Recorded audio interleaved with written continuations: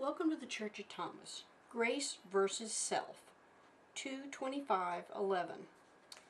Let's start off with a definition of grace, because everything revolves around the meanings that we put on words. I looked it up in the dictionary, and the first definition that came up was beauty of form, movement, or manner. The second one was mercy or pardon.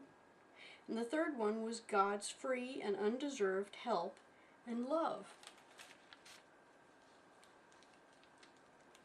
One of the things that the book that Dale had been studying, called The Gospel of Thomas by Andrew Harvey, was that it emphasized the idea that we believed that by knowing ourselves was the only way to know God.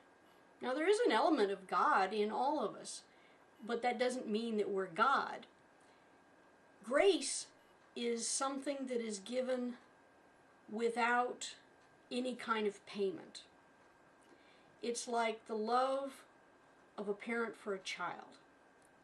The child may be a spoiled brat, but you will love them dearly no matter what.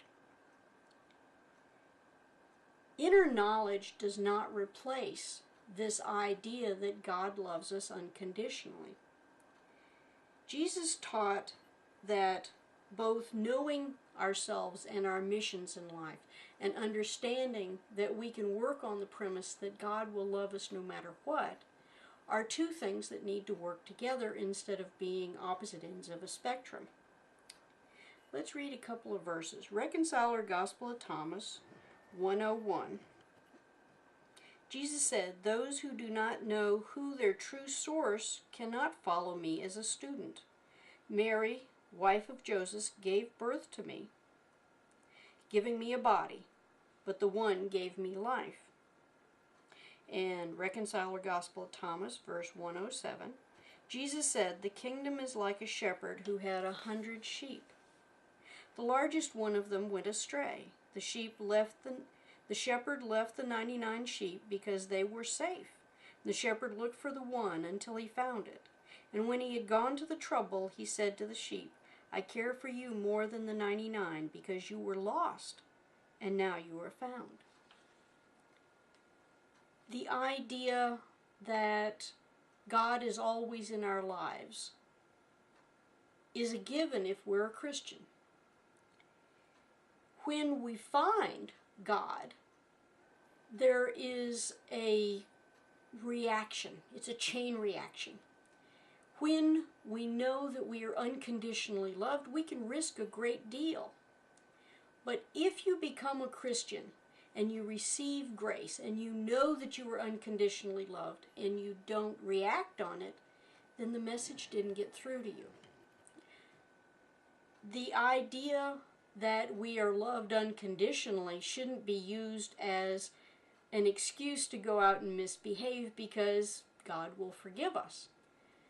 Because when we know God, it starts radiating out from inside of us. So by knowing God and having grace, the proof of it is our unconditional love for other people and the way that we radiate and represent the teachings of Jesus.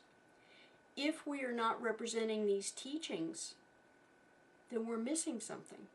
And even though we have this unconditional love, we're not representing it. Knowing yourself is important, because knowing your failings and things that you don't do well and the things that you excel at, if you don't embrace the things that you do well, and you emphasize or accept your failings and don't go, "I can work on those," then that's a shortcoming.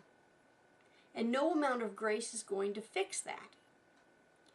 If you know what your problems are and your strengths, then you can use grace as an engine of motivation. If you have grace, it comes naturally that you will reach out to others to show them how you feel, and the love that you are getting from God will radiate out of you.